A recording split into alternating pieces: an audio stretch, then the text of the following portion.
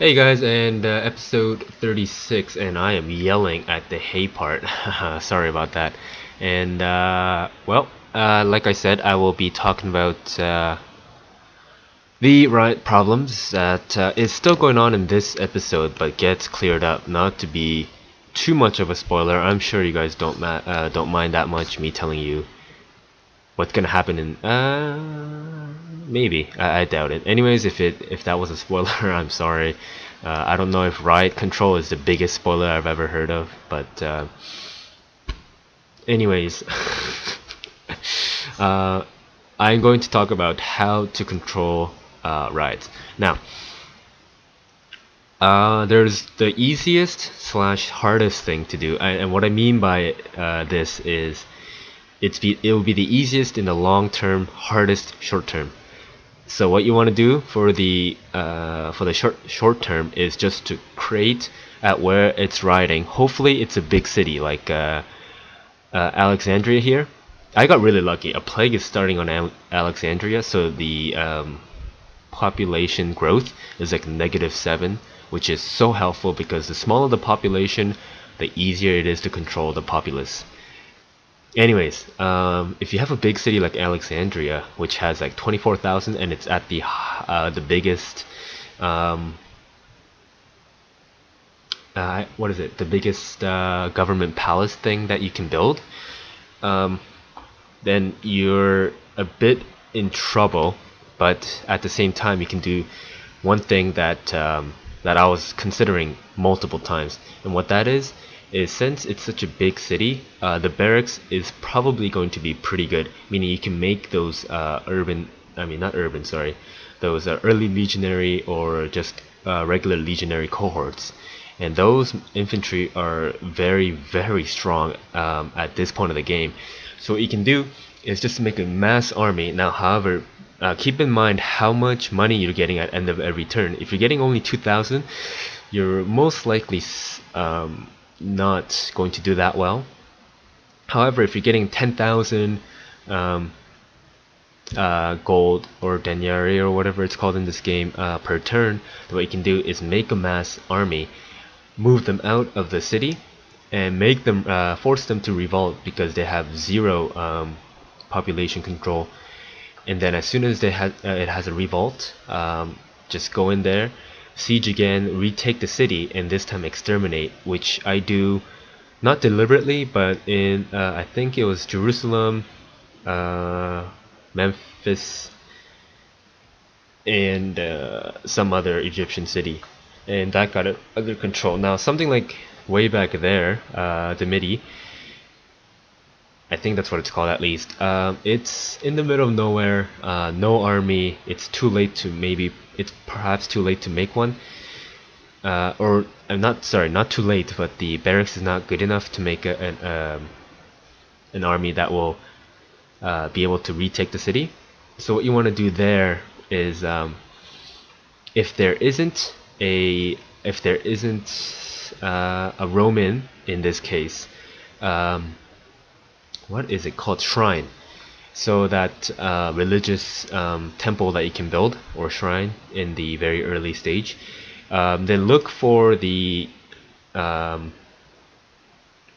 previous shrine that was in there. So say you take a Greek city with a Roman army and it is under Roman control.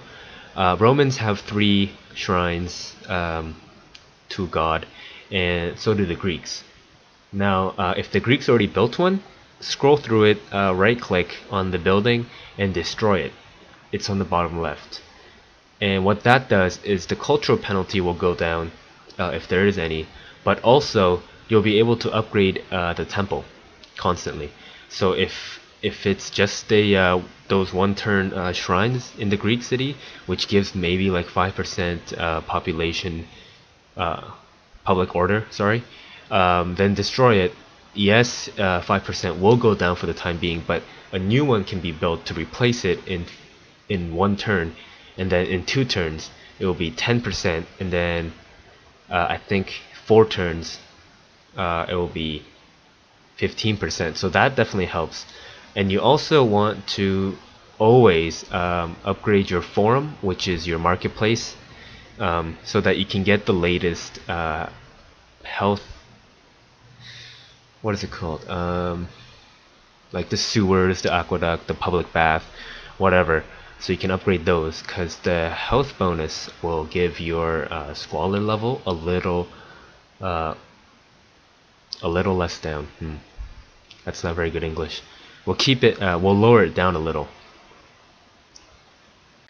And this is recording on a different day, so just keep that in mind, just in case you know, I just completely jumped topic and I am not aware of it. So yeah, sorry for that, but I was not able to finish this commentary, obviously, at that day. And if you guys can hear the music in the background, I apologize.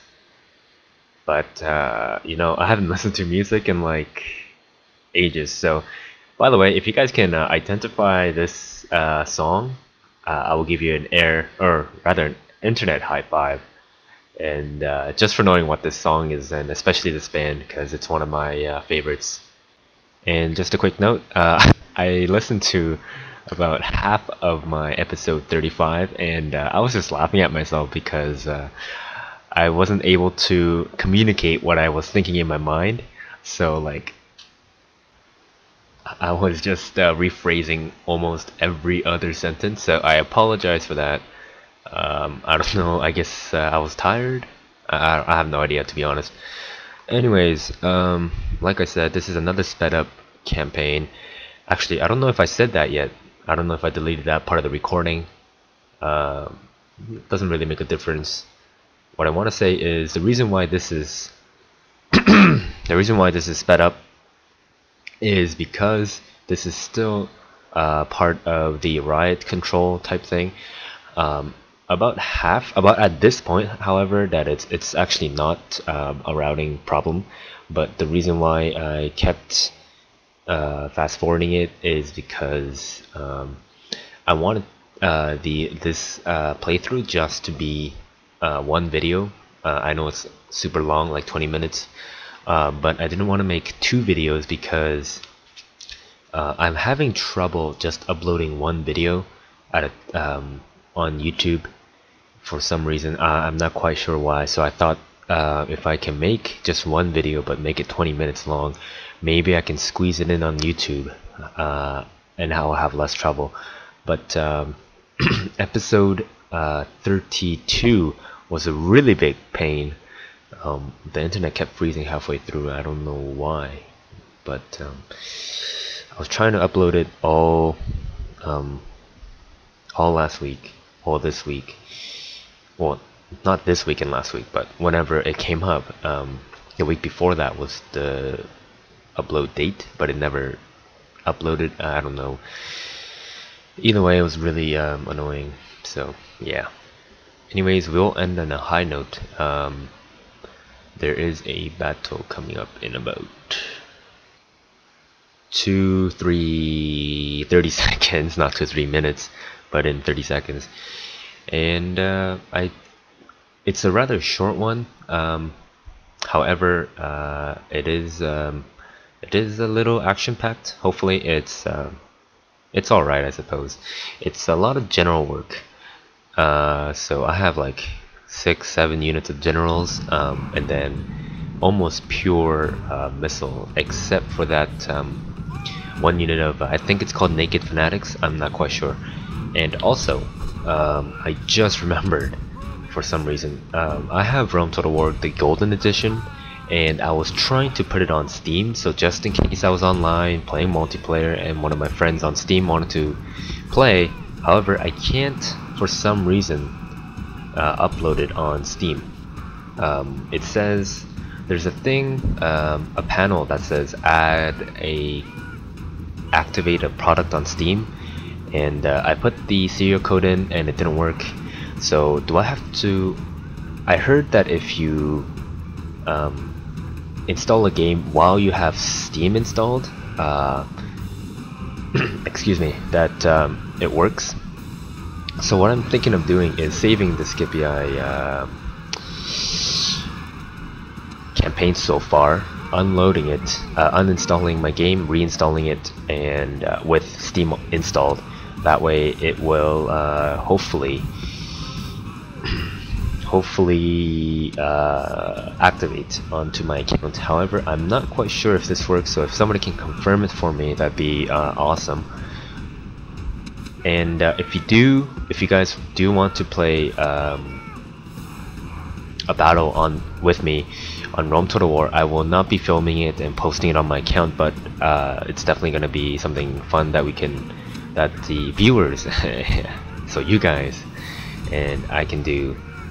That sounds you guys know what I mean, something that I can actually participate with the viewers, because I've gotten a lot of requests before where they wanted to play it, but I didn't really like multiplayer because it's so hard. It was so hard to set up because I never knew about Steam, so I had no idea. Like, we would have to like email each other through YouTube and find a specific time, and then sometimes I'll forget and I'm not even on, you know, all that stuff. So Steam has made it a lot easier. I'm currently liking this quite a bit. So if you guys have Steam and have added me, or if you guys have Steam and didn't add me, please do. And if you guys want to play a match of Empire, Napoleon, not Napoleon, I don't have that installed yet, but if Napoleon, Rome, Medieval, I said Napoleon again, Empire, Rome, Medieval, then and if I'm online, so please only contact me when I'm actually online on the actual game, and just send me a message saying, hey, you want to play, and I will try and do my best to try and play. But if I'm in the middle of a record session, then obviously I won't. But if I'm just playing for fun by myself, then yeah, I can definitely switch over to multiplayer and play a game with you guys. That's no problem. So basically what I'm saying is, if you guys want to play online, add me on Steam and we can arrange it. I did try and play Empire with someone from Steam, but it didn't work out because there was like, we couldn't connect to each other, so I'm not quite sure what that is. So hopefully you guys are either in Canada or the US, and I think that'll make things easier. But we can definitely try if you're still not in North America. So just saying that, just in case you guys want to play online. Also, another thing I want to mention is that I have a lot of multiplayer games that that I can play with viewers. So I don't think Lord of the Rings is a Steam game. I can check that out right now, actually. Battle for Middle-earth is what I mean. If it's not, then I think one of those are kind of the games that I can't play online with you guys. However, oh, it is. No, it's not. Actually, hold on. I was looking at the wrong place. The enemy army. This is. Sorry. Anyways, as I was saying, no, it is not on Steam. However, games like Battle for Middle-earth 2, because I think 1 is now dead. I don't think anyone plays it anymore. Battle for Middle-earth 2, or actually I can't play the original because I lost my EA account and there's like no way I can make a new one. It's so messed up. But I can play the Rise of the Witch King, which is the expansion, and if you guys, I'm sorry that if you have no idea what I'm talking about, just ignore this part and enjoy the video. But if you guys want to play Rise of the Witch King, or oh, Battlefield 2. Battlefield 2 is another game that I will definitely play online, and hopefully in the future StarCraft. I don't know if I'm going to be able to get that game or not, but so basically the 3 big games that I'm going to install and play online again is Battlefield, Rise of the Witch King, and maybe StarCraft. So if you guys have any of those games and want to play with me, once again, just add me on Steam. I can arrange that, no problem. Battlefield, honestly, was one of the great. Battlefield 2, by the way, is one of the greatest games that I've ever played. I think I have a ridiculous amount of hours. I think I have like 150 hours on that game. It came out in like 2006, so it's a pretty old game. But I am like, seriously, like, it's so like I had so much fun playing that game, especially with my roommates. We would just like set up computers, and he would set up his laptop, and it was so much fun. Anyways, I'm totally off topic. Going back to the gameplay, the reason why this is slowed down is because at this point I thought it was pretty safe to slow it down and just let you guys once again see normal game speed campaign, and I can talk about whatever help that you guys may need and whatever that I think is doing that's good for me to explain. Sure, like something like here is writing, but for the most part a lot of it is under control, so I can hopefully for the remainder of the campaign slow it down and show you guys the regular campaign speed. Anyways, another thing that I want to mention is oh, I forgot. Jeez, maybe I should edit this part out. Right, the campaign for this is almost done.